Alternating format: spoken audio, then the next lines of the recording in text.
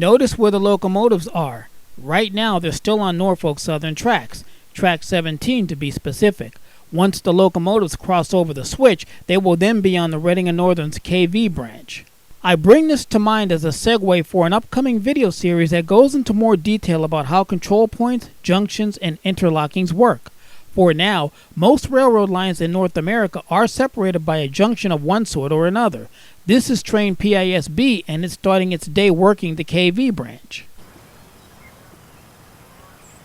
So, what exactly are control points, junctions, interlockings, and passing sidings, and how do they work? Let's start with control points. Signal location 672, your permission in the siding there at Taylor. Looking out for 11Z ahead. He's ahead coming out 673, coming out the right there. Very simply, on a railroad, control points are points or junctions or interlockings where dispatchers control the signals and switches. Another way of putting it is that wherever the dispatcher or control operator controls the switches and signals, that can be called a control point. It could be one switch at the end of a siding, such as here at CP 672, or it could be many switches in a major junction point, such as CP Rockville further down the line in Harrisburg, Pennsylvania.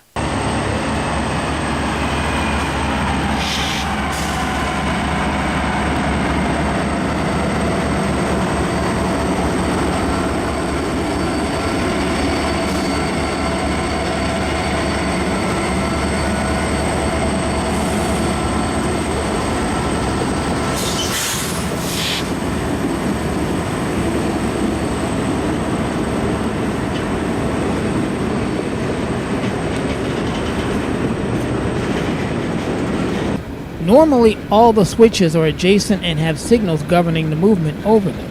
If there is enough space between the switches that there is a separate signal governing the movement, then that would be a different control point, such as CP 673, 1 mile to the south.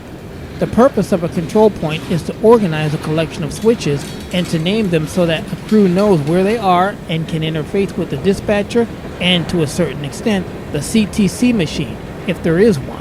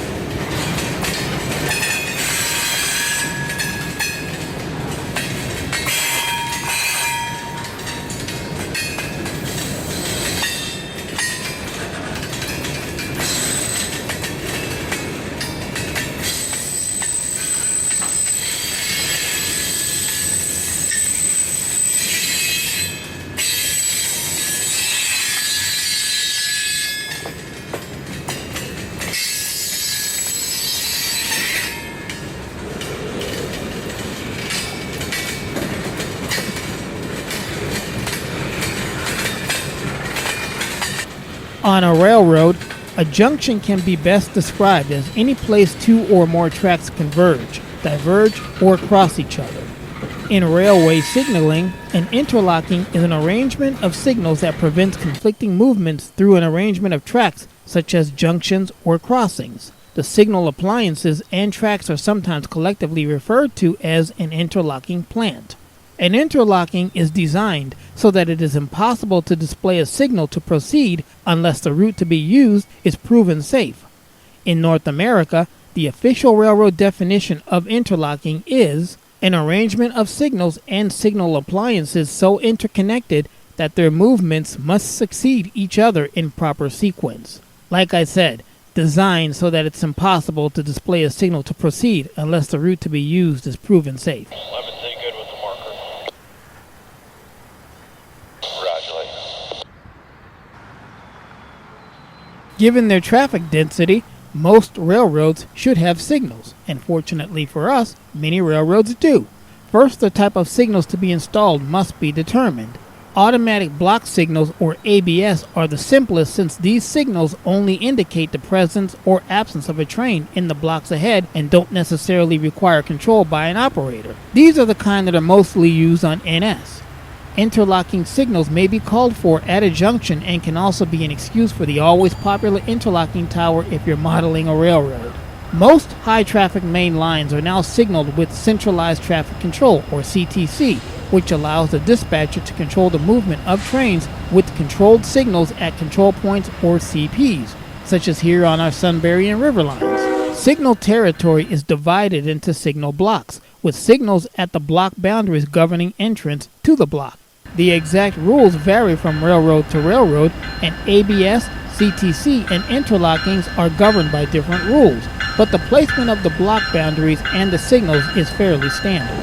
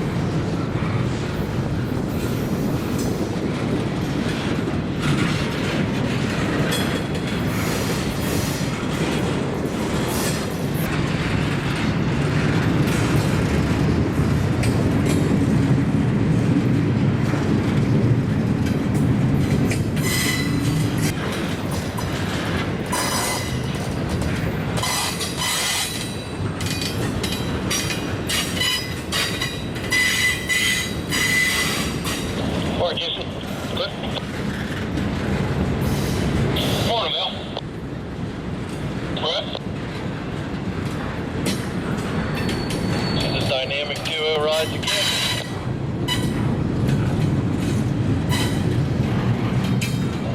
Don't be jealous. No. Upfront perspective.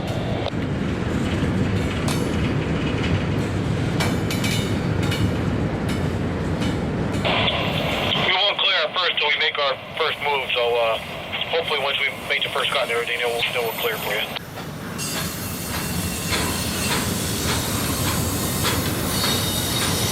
You boys take your time to do your work safely.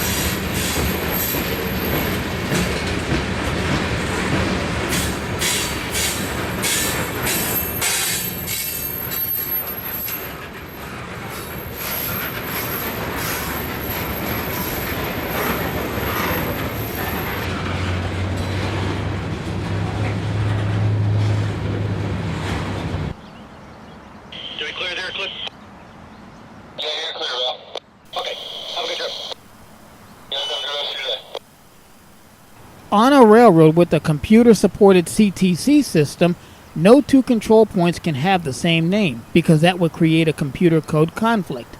It wouldn't know which address to send the command to. And it's not a good idea, even without that issue, to have two CPs with the same name anywhere near each other. Certainly not in the same subdivision or in the same dispatching office, as confusion creates risks and risks create wrecks.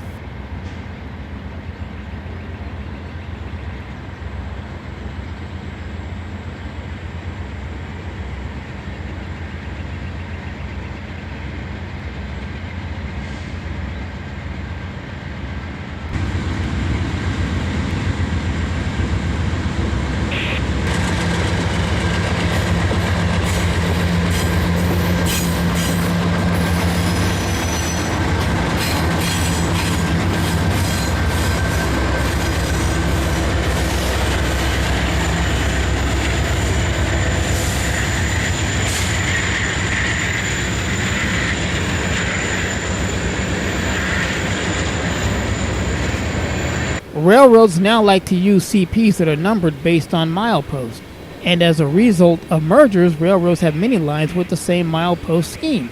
According to legend, when railroads like the Southern Pacific had milepost 0.0 at the ferry building in San Francisco, everything further away counted upward, with a few exceptions, so there would be multiple milepost 212 locations. To avoid confusion, an alpha character was added to the milepost to give each line a unique scheme. Thus, for an imaginary scheme on, say, a fictional SP, CPA-212 could be on the Overland route, and B-212 could be on the Shasta route, C-212 on the San Joaquin, and D-212 on the coastline, and so forth like that. A few years back, NS changed the names of the sidings and control points on the then Illinois Division. So instead of East Harristown and West Harristown, you now have Ryder and Harristown. Ryder was the last name of a dispatcher at the time. The man in charge of the signal department got to decide the names, and when he ran out of dispatcher names, he came up with something to his own liking. This man was an avid hunter and gun collector, so several control points are named after guns. NS now has control points like Ruger, Winston, Colt, Browning, etc. Or so the story goes. The CSX Montreal sub was all dark territory, and all of the control points and block stations were named, not numbered. Most were somehow related to the specific area, such as Phil for Philadelphia, River for Indian River, Brad for Bradley Street, Rich for Richland, but the rationale for some is less obvious, probably rooted in some former landmark or other significance, or a surveyor. I still haven't figured out routes, and Kane has me scratching my head too. I figure rock has to do with the big rock or maybe a cut. I haven't personally been there to check, but it figures regularly into the Form EC-1s. Another point of interest is a couple of control points on the east leg of the Union Pacific Phoenix line, both in Mesa, Arizona. The first one is called McQueen, and nearby is a road named McQueen, running south from Baseline through Chandler and beyond. Another control point is called Germain, not Germain, and there is a corresponding city road named Germain, and that's Germain with two N's. In both cases, it would appear that the railroad's control points lent their names to the city streets, as none of the roads existed when the railroad was built. And in addition to mileposts, many timetable stations are named for retired or deceased officials to commemorate their dedication and service to the railroad.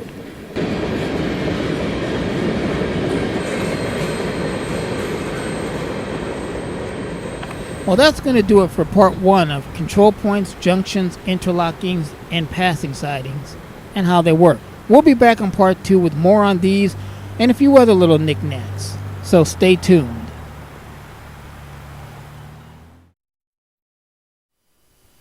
In part 1 of this series, we talked about control points and interlockings, and you got to see how railroad passing sidings work. A siding is a place in the timetable and is intended for the meeting of trains, and usually the intermediate block signals are simply placed where normal spacing causes them to fall. Industrial tracks that exist only to serve rail customers generally don't get special signal treatment.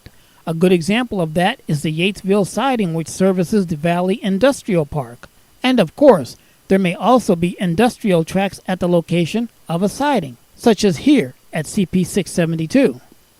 Signal bridges were typically used to mount signals on, near, or at the end of passing sidings or where more than two mainline tracks existed. Here at Milesburg, Pennsylvania, on the former PRR, XPC, XCR Bald Eagle branch, now the Nittany and Bald Eagle short line, one such rusty relic of the way railroading was still stands even though the classic position light signals went dark ages ago.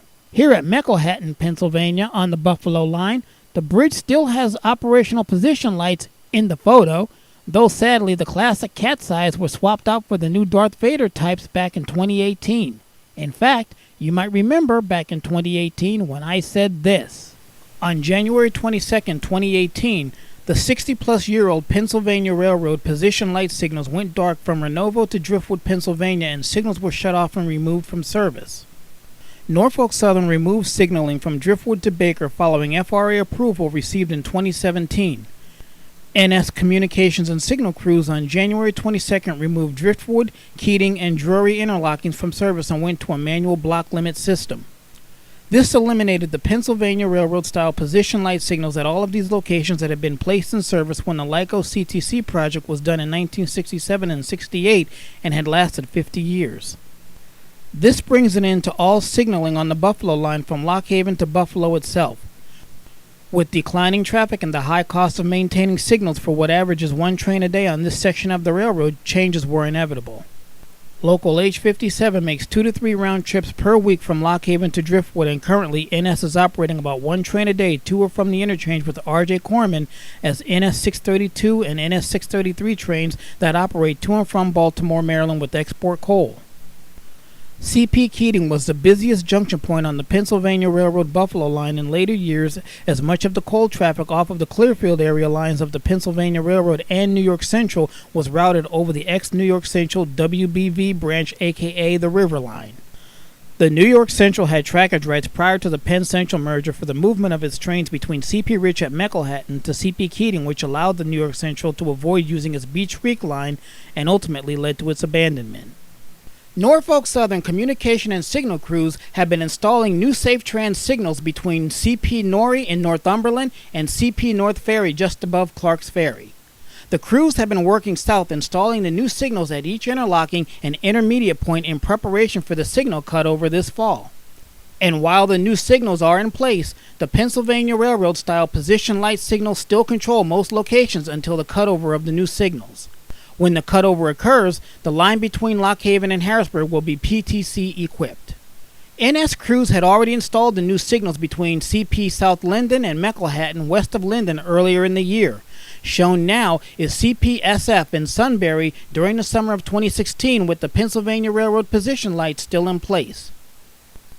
In addition to the new signals for SF and the new interlocking box, NS has also installed a high-mast signal off of the X-Reading line, which is now operated by the Shamokin Valley Railroad, which will replace the Pennsylvania Railroad-style pot signal here. At South Miller, this scene has changed forever as the new signals were installed here as well. 4 signal bridges will be removed as part of this changeover at Northumberland, Linden, and 2 at Meckelhatton, so now is the time to get yourself trackside between Meckelhatton, Linden, Northumberland, Sunbury, Herndon, and Millersburg before the summer ends.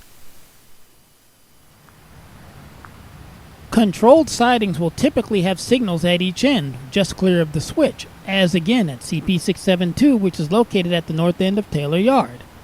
In automatic block signal territory, such as here on the Norfolk Southern, if a mainline switch is open, the signals facing into that block might be at stop.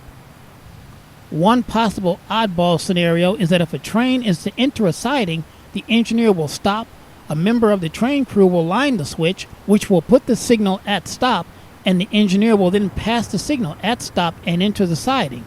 Are you confused yet? If so, I caught a similar operation in June of 2015 that might help you understand a little bit better. Just check this out. And that's 2585 north, 931 after stopping, CBF 672. Has authority to pass signals playing stop indication, northward direction, main track to main track, handling our route over.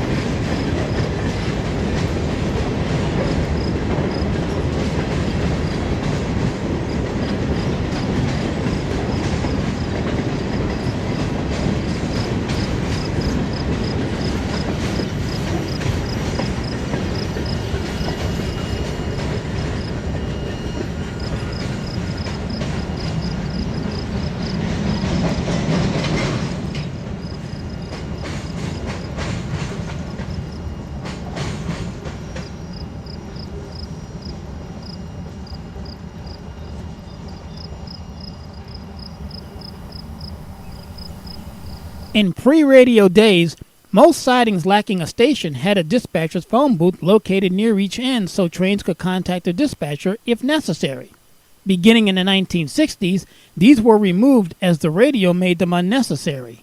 Absolute and/or permissive signaling is wired so that all opposing signals to the next siding drop to stop in front of a train. The theory is that an opposing train will thus be held at a siding. And although absolute and/or permissive signaling is common in ABS territory, most railroads do not use it as a method of dispatching trains.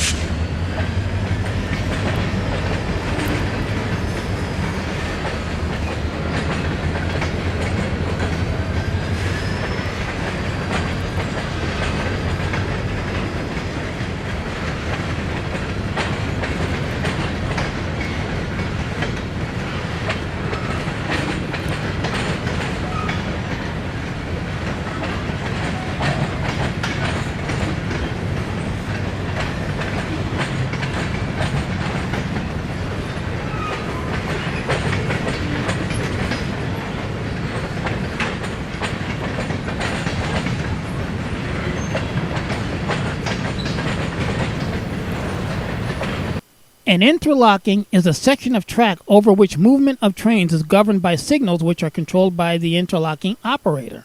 Interlockings are normally located at important junctions, where railroads cross at grade and at the approach to major passenger terminals. Some eastern railroads use a series of interlockings to dispatch trains on multiple track territory. Each and every track entering the interlocking limits will have an absolute signal governing the movement of trains. The operator controlling the signals and switches at an interlocking was usually located in a tower placed so that he had good visibility of all the tracks approaching his interlocking.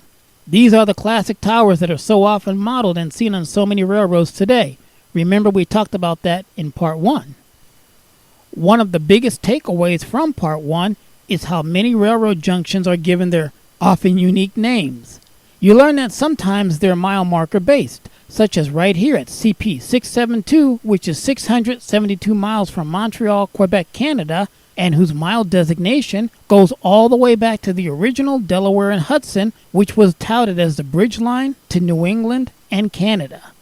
Other CPs are named after geographic features, and out this away, down in the Philadelphia area, on the main line where CPs are farther apart, they're often named after the town it's located in.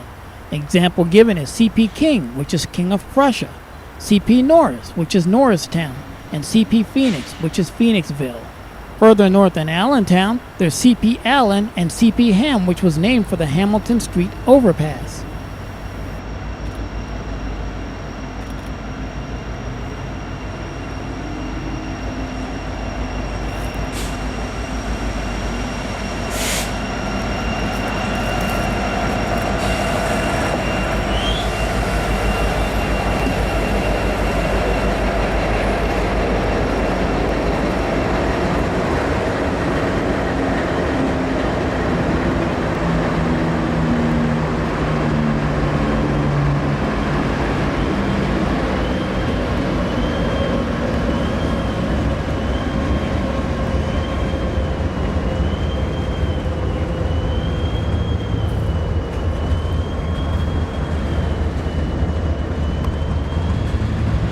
Back in Philly, where CPs are closer together, they are often named after nearby streets, such as CP Gray, which is Gray's Ferry Avenue, CP Penrose, which is Penrose Avenue, or sometimes they're named after nearby landmarks, such as CP Field, which is the Franklin Field, CP Park, which is Fairmount Park, and CP Zoo, also known as the legendary Zoo Interlocking, which is near the Philadelphia Zoo.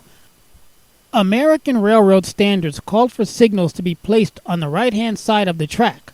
The exception to this was the Chicago and Northwestern, which used left-hand running and signals.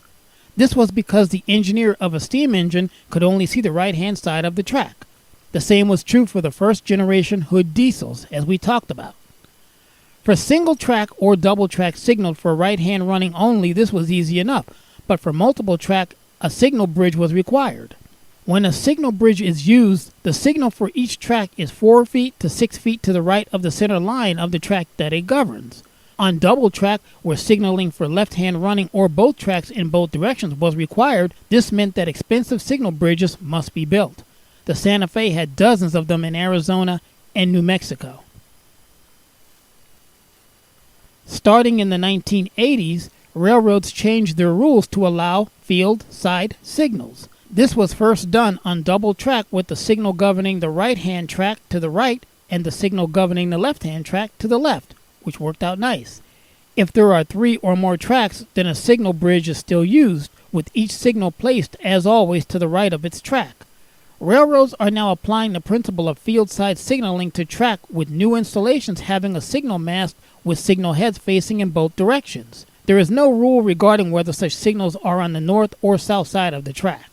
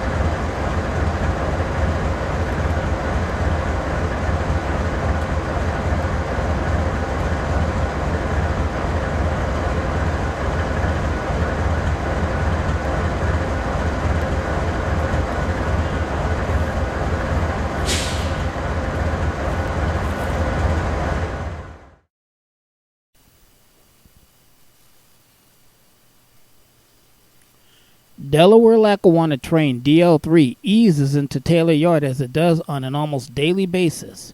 It just cleared the junction of CP 672, which is one of the hottest railroad junctions in NEPA. Control Point 672 is one of 4 railroad junctions in northeastern Pennsylvania that take the heaviest per tonnage pounding on a daily, weekly, monthly, and yearly basis. It's probably no surprise that these 4 junctions are all located along the main line of the Class 1 railroad, Norfolk Southern. In 2 previous videos, we talked about railroad junctions and control points and the importance that they play in day-to-day railroad operational safety. I'll leave a link to those videos in the description box just in case you missed them. We begin part 3 of that video series at CP 672 on the Scranton side of Taylor Yard. Taylor Yard is the starting point of this channel and the ground zero of railroad operations in NEPA. Indeed, as surely as all roads lead to Rome, all railroads in northeastern Pennsylvania lead to Taylor Yard. Theoretically, of course. 3 of the 4 railroads that serve the region do business here. The short line railroad Delaware-Lackawanna to the north, the regional railroad Reading and Northern to the south, and the Class 1 Norfolk Southern Railway, which brings everybody together. The 4th railroad in the area is the Luzerne and Susquehanna Short Line located in Pittston. Now owned and operated by the R.J. Corman Holding Company, in past years, the L&S occasionally made trips up the Sunbury Line and to Avoca to work the petrogas propane plant there, although these occurrences were very, very rare. Yeah, they do. They have a car sitting there. Dropped it off Thursday night, I think.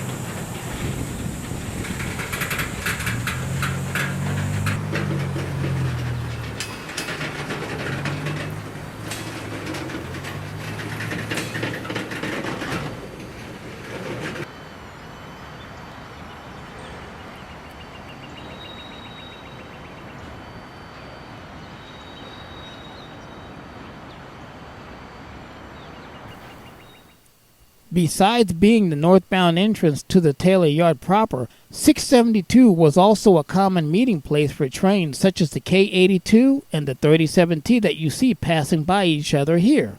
Norfolk Southern primarily uses a signaling system called ABS. That's automatic block signaling.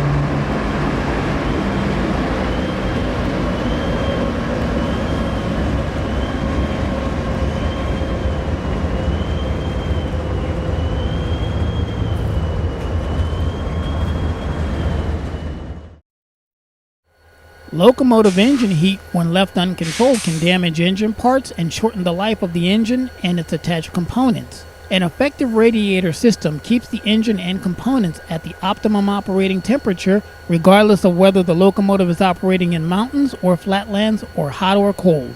A locomotive radiator system primarily cools air, water, and oil. The air is used in the locomotive combustion process, the water for cooling the engine and turbo if it's equipped with one, and the oil for lubricating the engine components. The radiator system is intended to keep the engine operating at nearly the same temperature regardless of the ambient air outside of the locomotive. This allows maximum horsepower to be available at all times and extends the life of the engine and its lubricants. Electromotive diesel and General Electric differ in radiator system designs. EMD uses a wet radiator system in which fluid is cycled through the radiator system constantly while the engine is operating. GE, on the other hand, employs a dry system where fluids are routed through the radiator system only as conditions warrant. Each builder uses a system of valves to route fluids to banks of radiators to achieve the level of cooling needed at any given time. While both builders use fans on the main radiator banks to assist in cooling, EMD's system also uses a shutter system to control the flow of air across the radiators. Modern EMD and GE locomotives use a split cooling system with separate paths to reduce the coolant temperature to the levels required.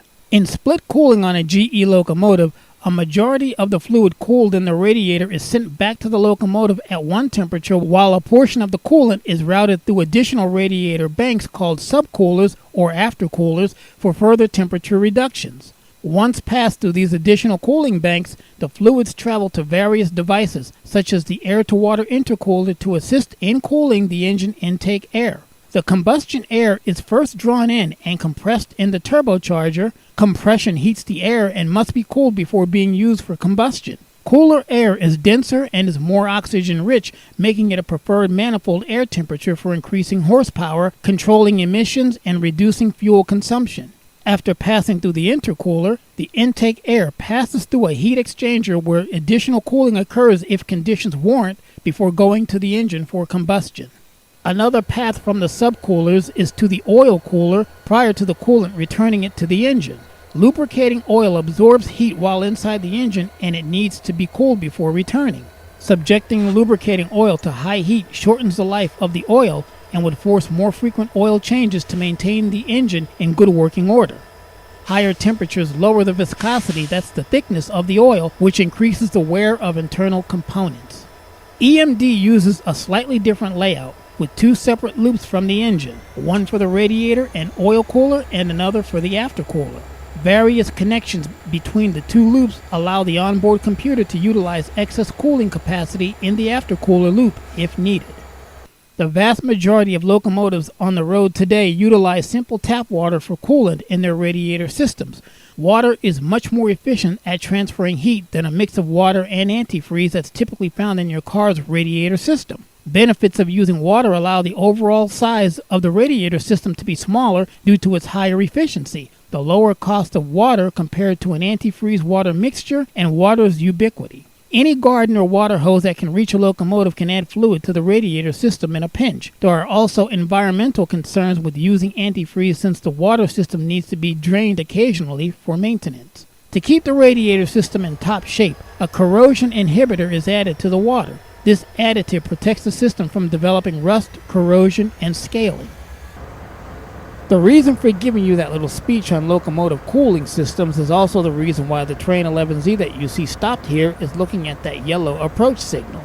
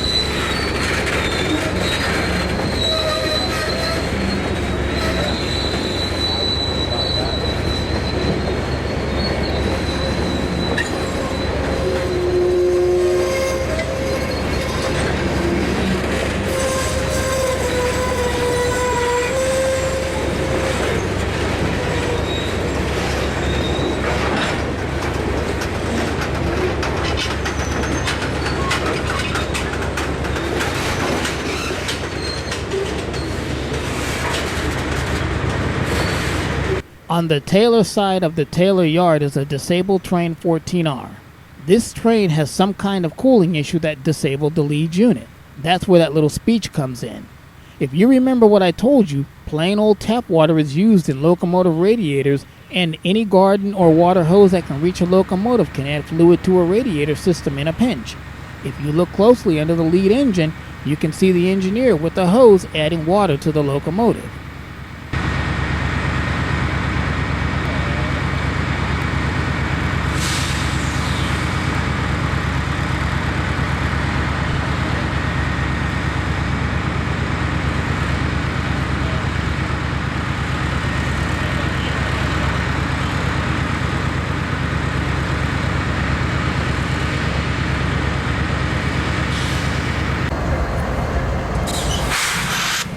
The history for railroad signaling is as colorful as any other.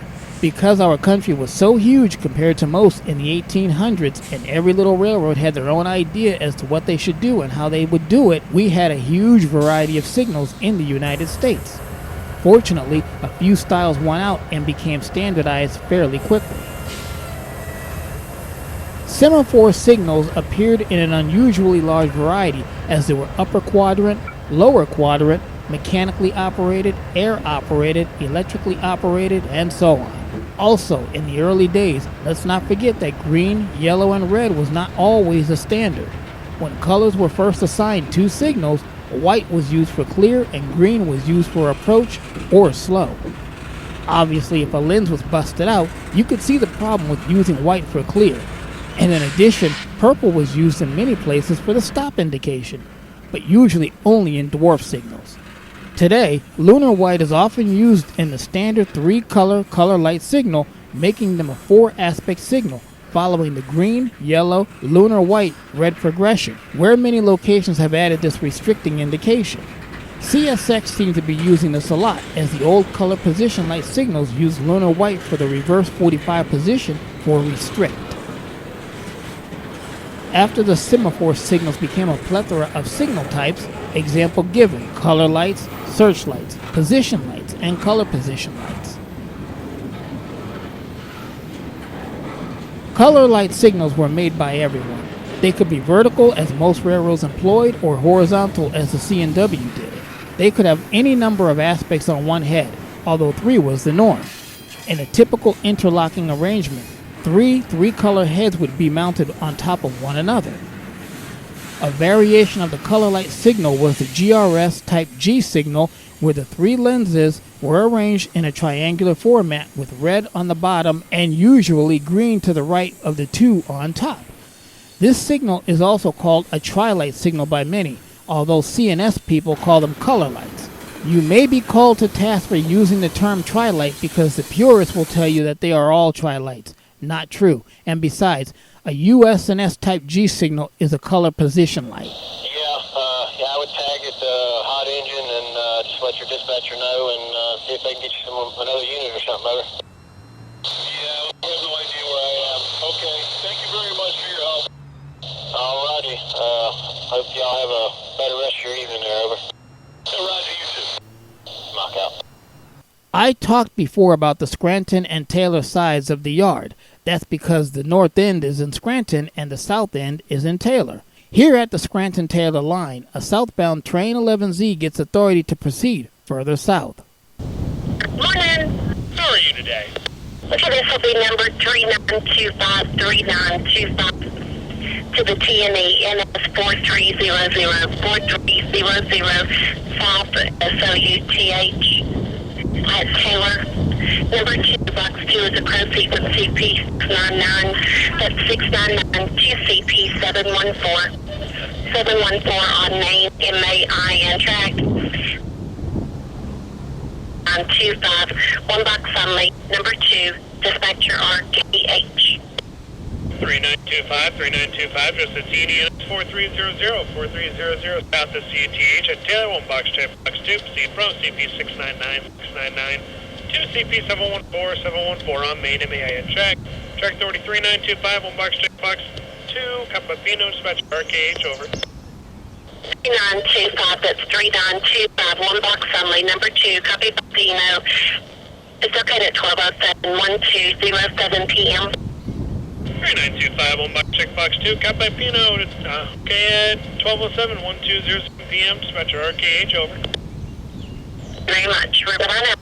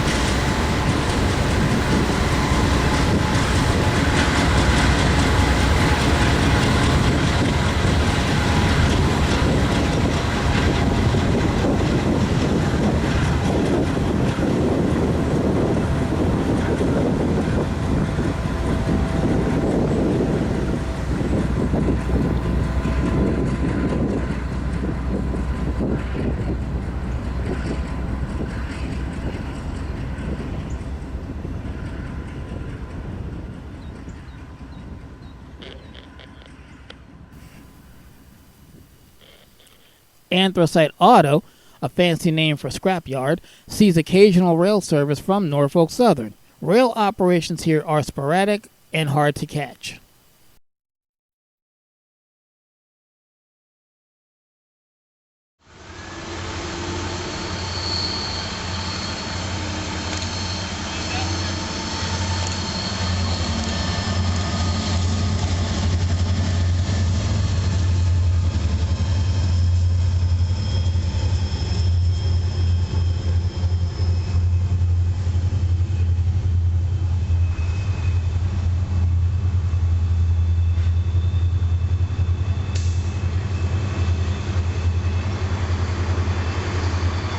AIMX is the reporting mark of the American Iron and Metal Corporation.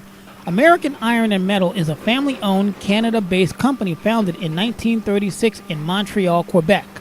Recognized as one of North America's most sophisticated metal recyclers and specializing in the recovery and recycling of scrap metal byproducts, AIM has evolved into a successful and multifaceted company with a global footprint which includes more than 24 facilities in Canada, New England, El Paso, Miami, Scandinavia, even Poland.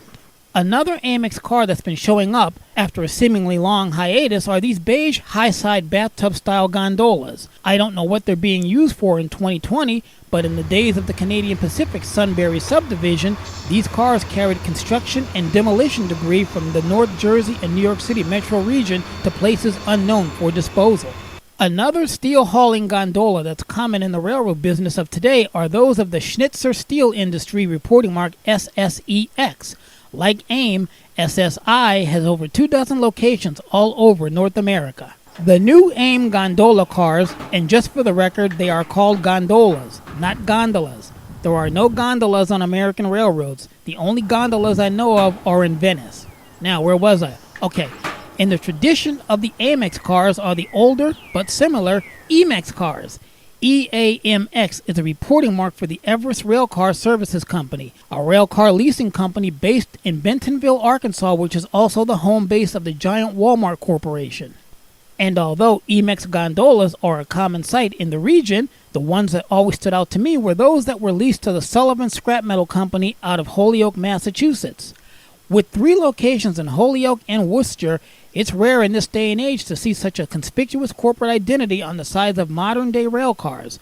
But as Sullivan states on their website, the term family business is not taken lightly. Another reason for seeking out the Sullivan Scrappers was the rare pink breast cancer awareness card number 5017. The pristine Pretty in Pink scrap gun was captured by Philip Turner in Grand Rapids, Michigan on March 1st, 2010, just months before our previous CP Train 257 rolled through town. And to show you how fast things can change, we caught up with the 5017 5 years later in 2015. No longer clean and tidy, no longer working for Sullivan Scrap, the faded outcast was spending its days moving metal for the Metrobec Corporation, which is yet another scrap metal company that's based out of Montreal, Canada. In video T168, we took a detailed look at some of the small fleets of rare pink freight cars that are shuffling around North America today. We talked about the pink rolling stock of the TTX Corporation, Halliburton, and Hub Group. There's a link to that video in the description box and in the pinned comment, just in case you missed it. On March 26th of this year, northbound train 14R had a brand new spick and span TTX boxcar that was wrapped in a shiny pink shell. TTX is bringing awareness to millions of people with its pink boxcar project, and the Hub Group Container Company is doing the same with their Cause Container campaign. Later in the summer, I caught something that I've been hoping to catch for a long time. An authentic pink Clem Co-op grain hopper. And in the spirit of this incredibly rare catch, here's some info on Iowa grain co-ops. The oldest active cooperative elevator in the United States is in Marcus, Iowa, a small town with just over 1,000 people. Formed in 1887, the cooperative's goal was to provide farmers a place to competitively sell their grain. At the time, elevators were mostly privately owned, with operators able to pay low prices to producers for harvested grain while making fantastic profits when the grain reached market.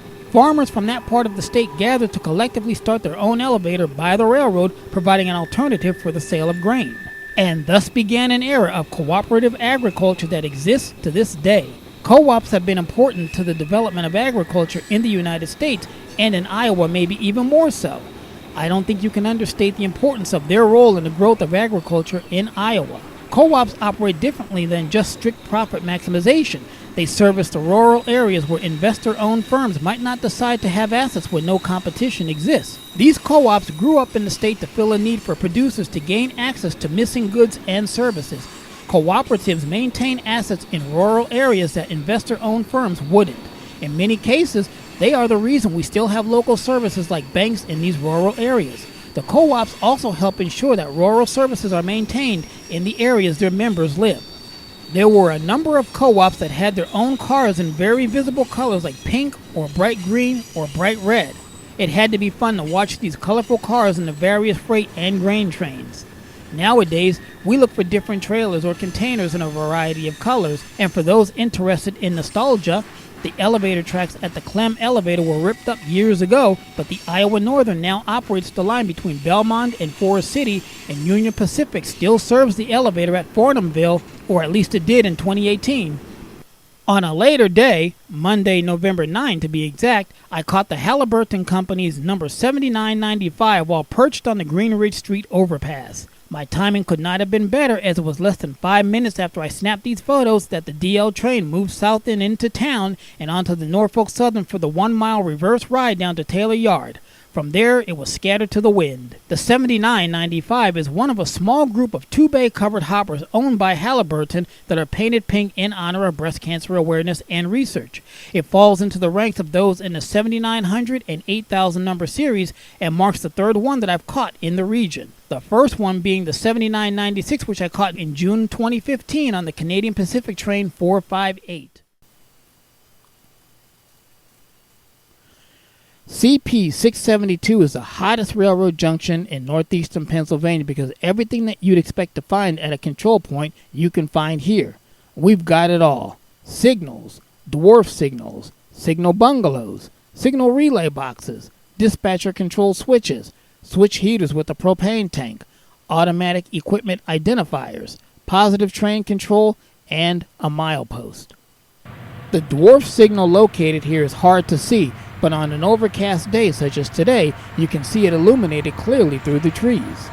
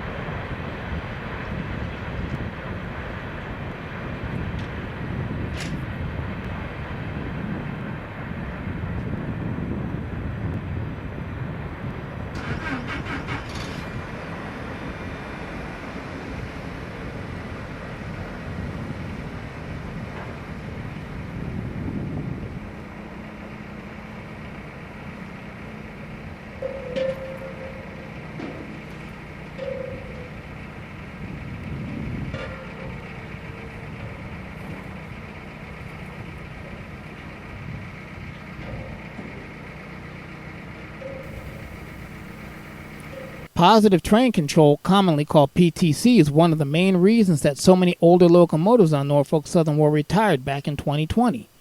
We'll talk about all 9 of these control point characteristics in their own videos in the not-too-distant future.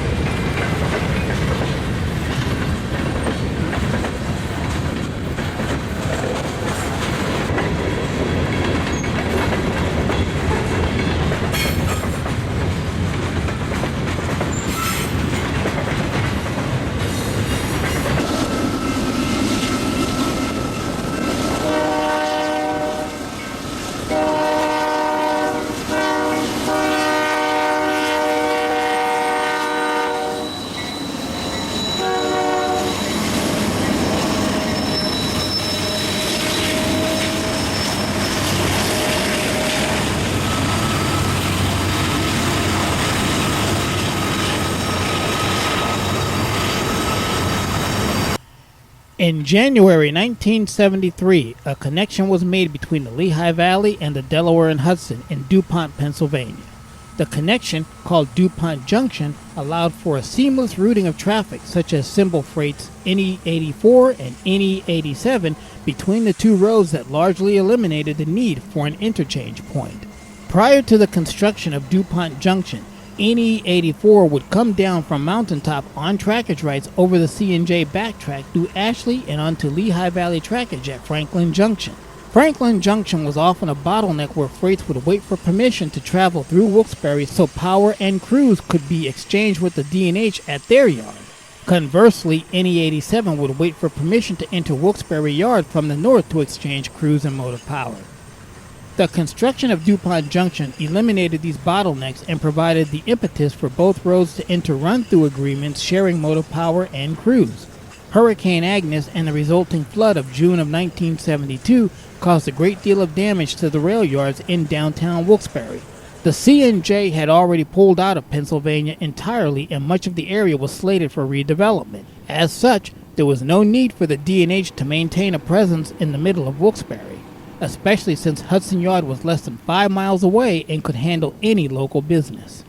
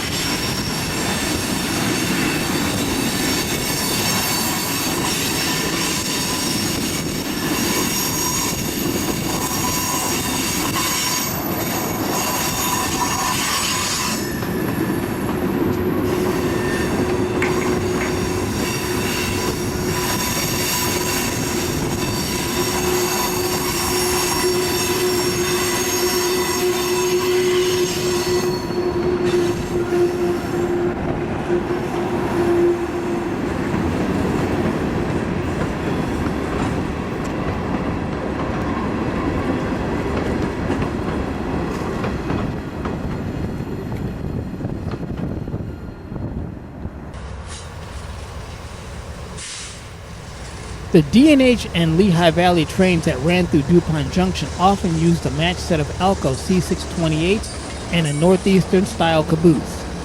After C-Day in 1976, the D&H continued to use the Lehigh line for run-through trains all the way through the takeovers of the D&H by Guilford in the 1980s and Canadian Pacific in 1991, as well as the buyout of the Lehigh line entirely from Conrail by the Reading and Northern in the mid-1990s. The Canadian Pacific continued to run through trains over the now R&N Lehigh line until September of 2015, when CP sold the D&H South lines to the Norfolk Southern and exited Pennsylvania. Norfolk Southern ran through trains 36T and 37T over the Lehigh line to its own Lehigh line until 2020.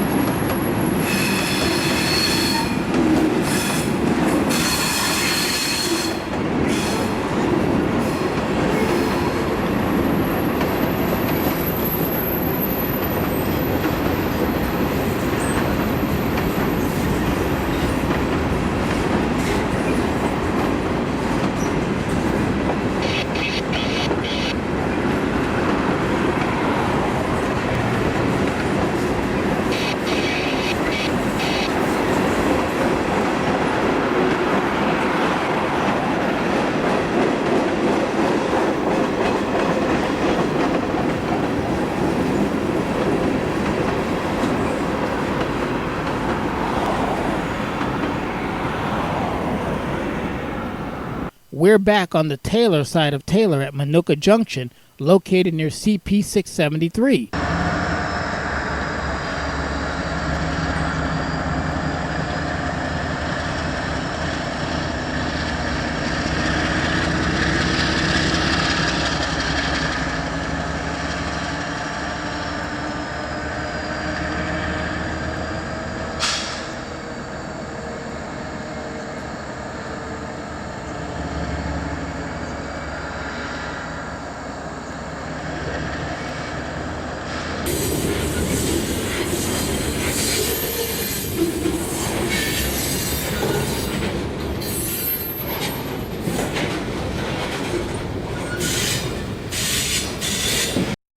Trains that need to enter the Taylor yard can do so at CP 672, as we saw earlier, or through CP 673, as this train 37T meeting its sister train 36T are doing on a hot summer July morning back in 2016.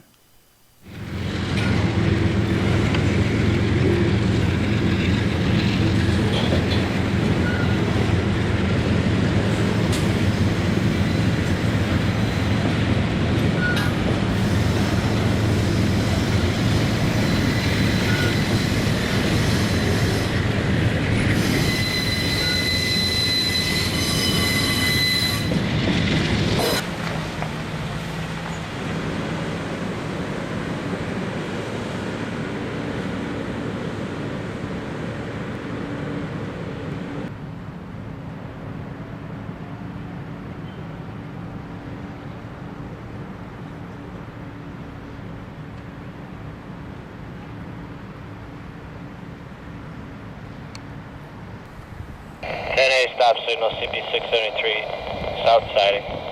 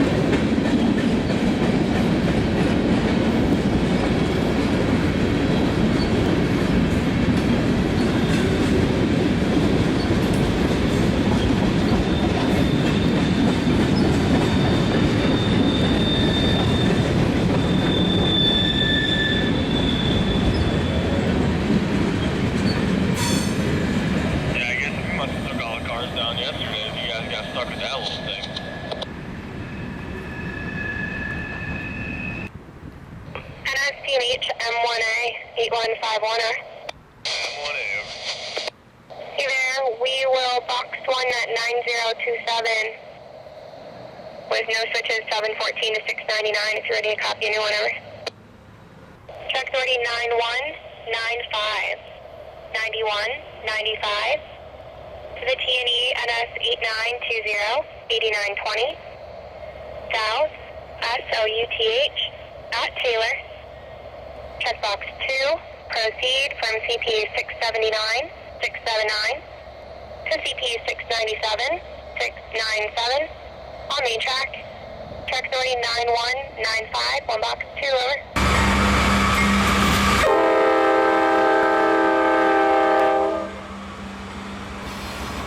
While trains like the 36T and 37T would occasionally meet in Taylor, what made Taylor Yard something of an unofficial division point on the line before the River Line came to be in 2019, the Binghamton, New York to Northumberland trains 10A and 11A would usually meet at Taylor Yard. The A team, as I called them, began running over the Sunbury line in April of 2016 and did so for almost 2 years up to 2018. After that, their symbols went south as unit autorack trains between Alabama and Georgia.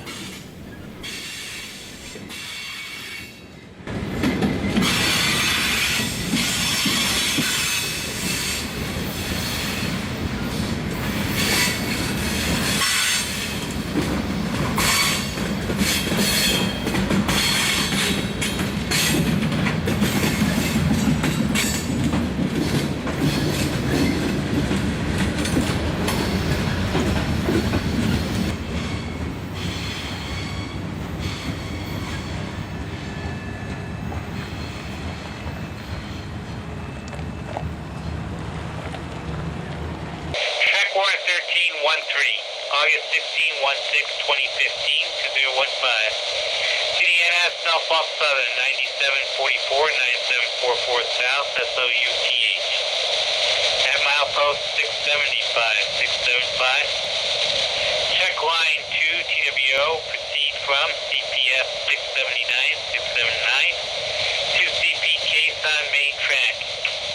Track warrant 1313 has total lines check 1, line numbers 2, HSS. Over.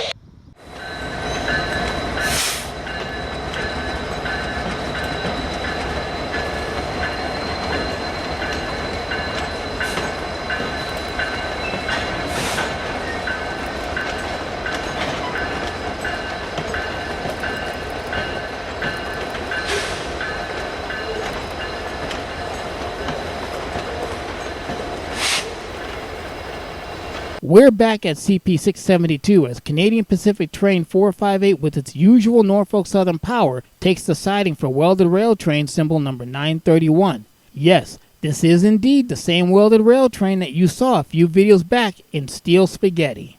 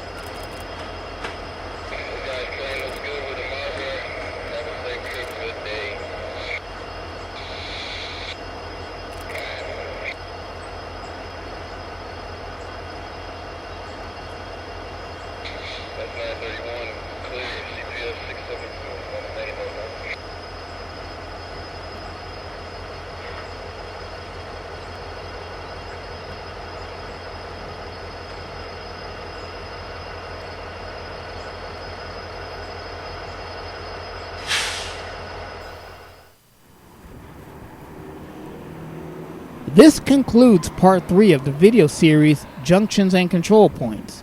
In part 4, we'll look at the 5th hottest railroad junction in northeastern Pennsylvania, milepost 671, better known to us rail fans as the Steamtown Y.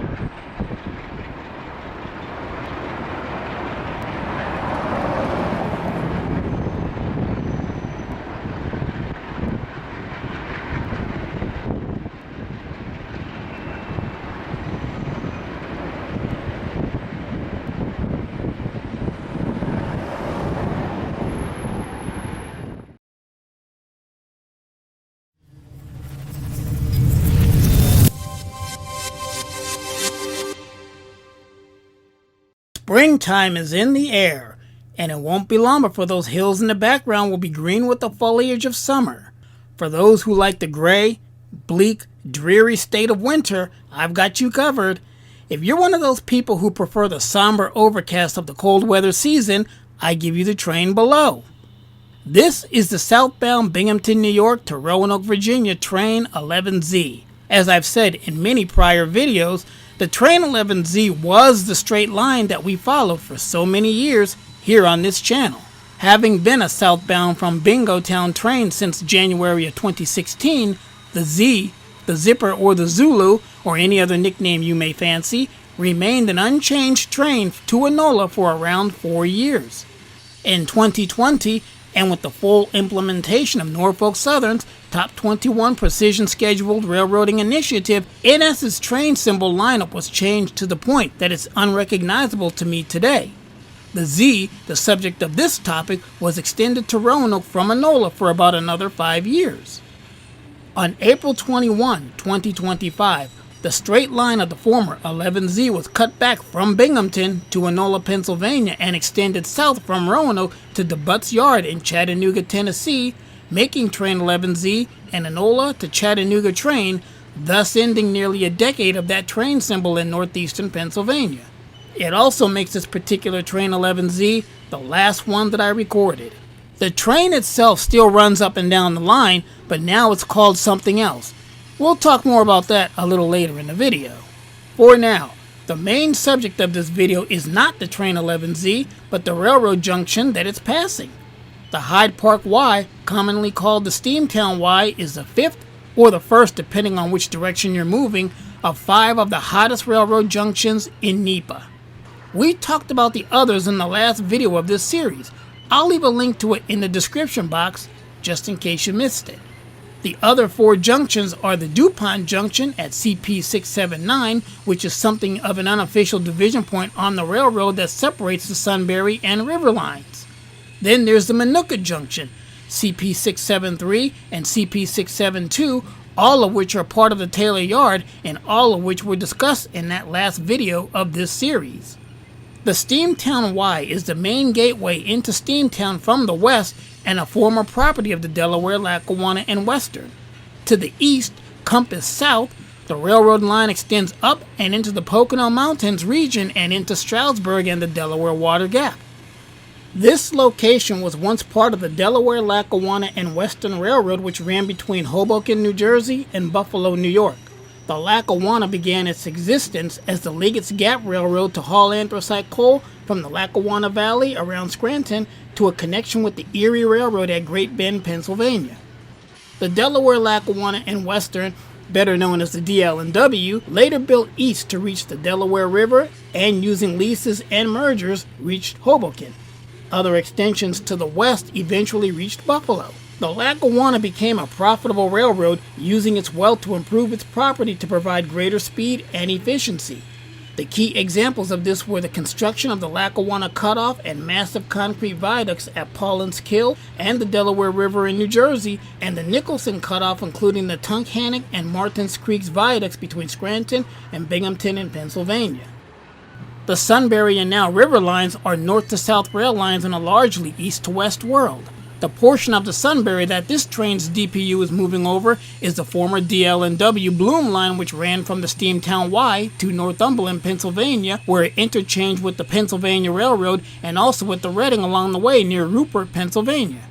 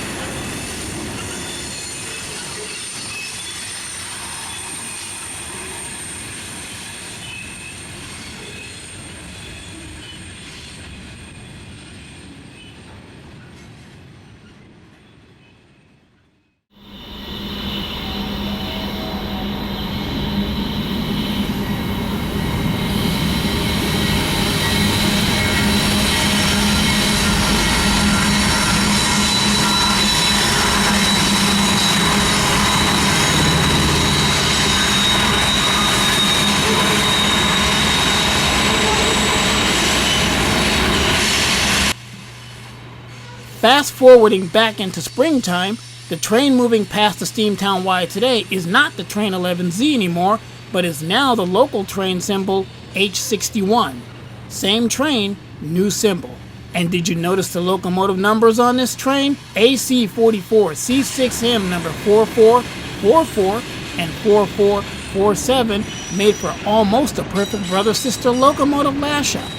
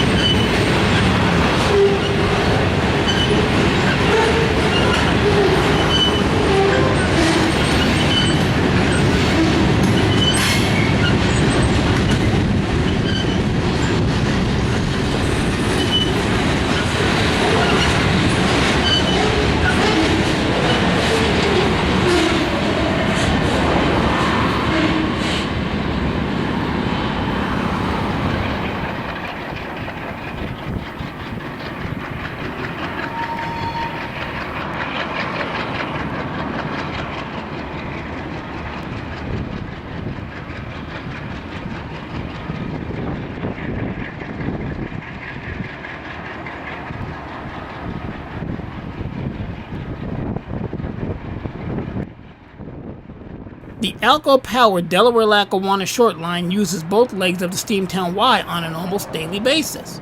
The train that we see here is using the south leg of the Y and is moving into Steamtown as it's returning from Taylor Yard with a heavy load of grain and general freight that will move east and up the steep grade out of town and south to the Ardent Mills milling facility at Pocono Summit. Interchange trains that are bound for Taylor Yard will usually use the north leg of the Y, such as today's train is doing. It's now the day after that H61 that we just saw, and notice how the track bends under the Linden Street overpass. That's so that double-stack containers have sufficient vertical clearance. What makes the Steamtown Y one of the hottest railroad junctions in NEPA is the regularity in which the DL and NS trains meet. Stretched around the Y and over the Bridge 60 into Steamtown is the train DL3. Coming up the hill on the Norfolk Southern is newly minted train symbol H60, formerly the train 10Z. And in addition to the AC44 C6M number 4444 returning north from its southbound Enola journey yesterday, second out is a now rare DC-powered -944 CW number 9919 that's living on borrowed time as it awaits its day to join its AC-powered leader in the ranks of the AC44 C6Ms.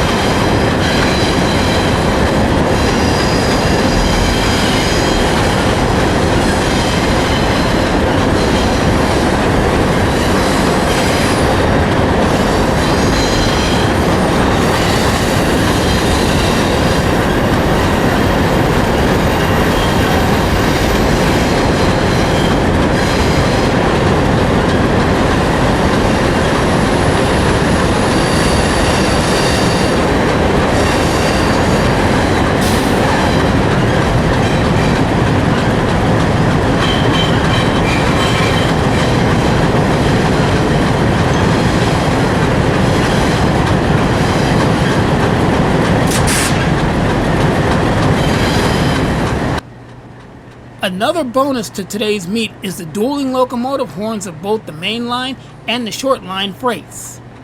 What you just saw is sometimes called a zipper meet. Ironic considering that the former 10Z and 11Z trains that were often called the zipper trains, as we talked about earlier in the video. Another anomaly of today's H60 is the solid manifest of empty waste containers heading back to the Pan Am Southern and New England. That bright orange contraption hugging the rails is called a derail. It serves to prevent unauthorized locomotives and cars from entering the main line. Also take note of the blue painted rail joints. These identify where the DL ends and the NS begins.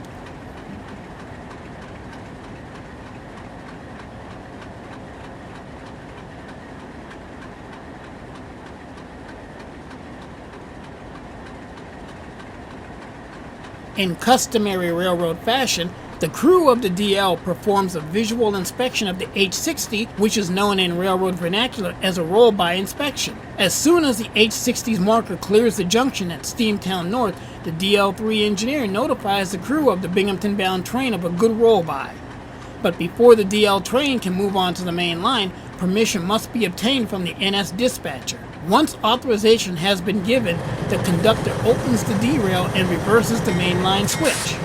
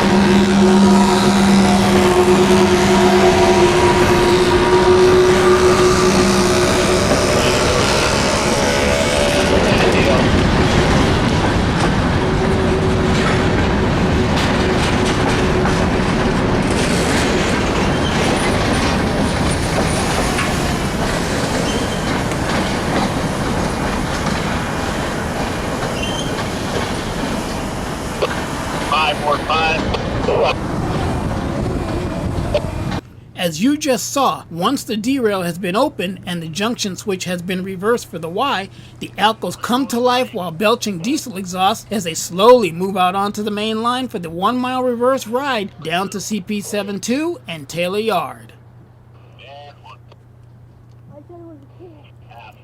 Once the DL3 train is completely on the main, the conductor realigns the mainline junction switch to normal, locks it as well as closes and locks the derail.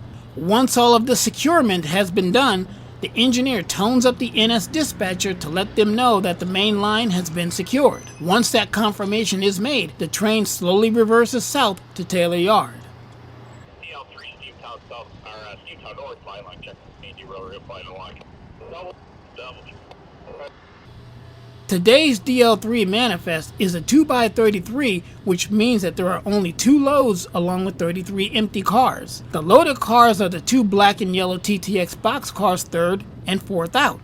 These boxcars were loaded on the south side of town, and we'll be taking a closer look at that operation in a future video. The black tank cars probably came out of the propane unloading facility in Toby Hanna.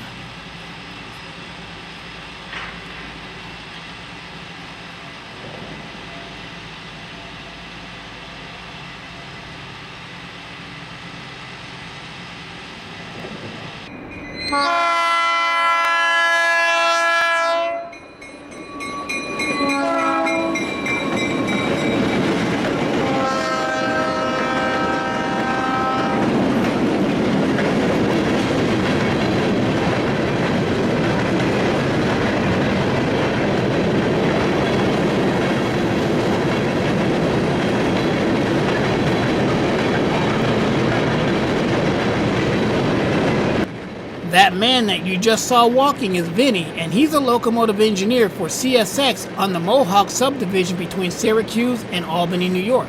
Today I'm riding shotgun with him as we chase the Portland turn job through the Poconos.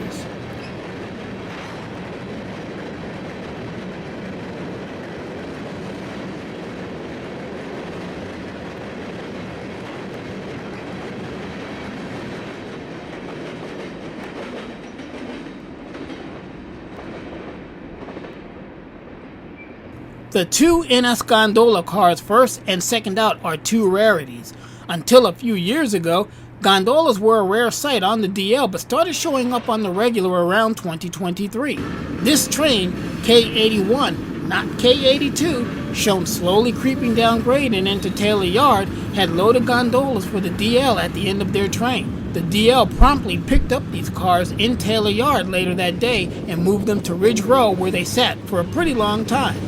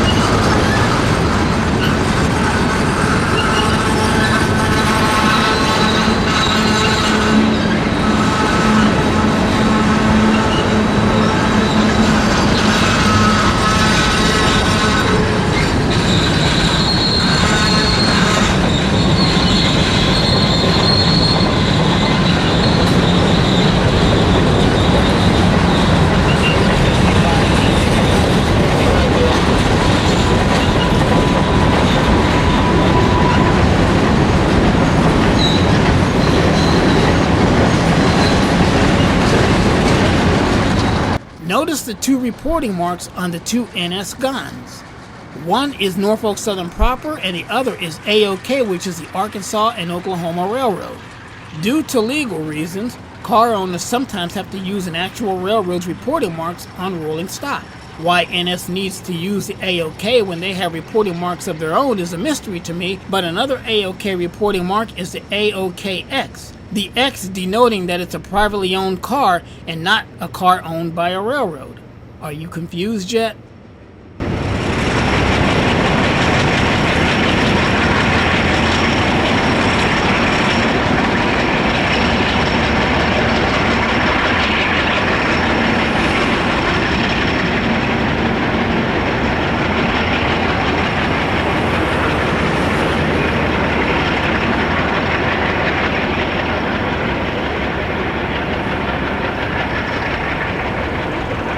Clear 25. 25.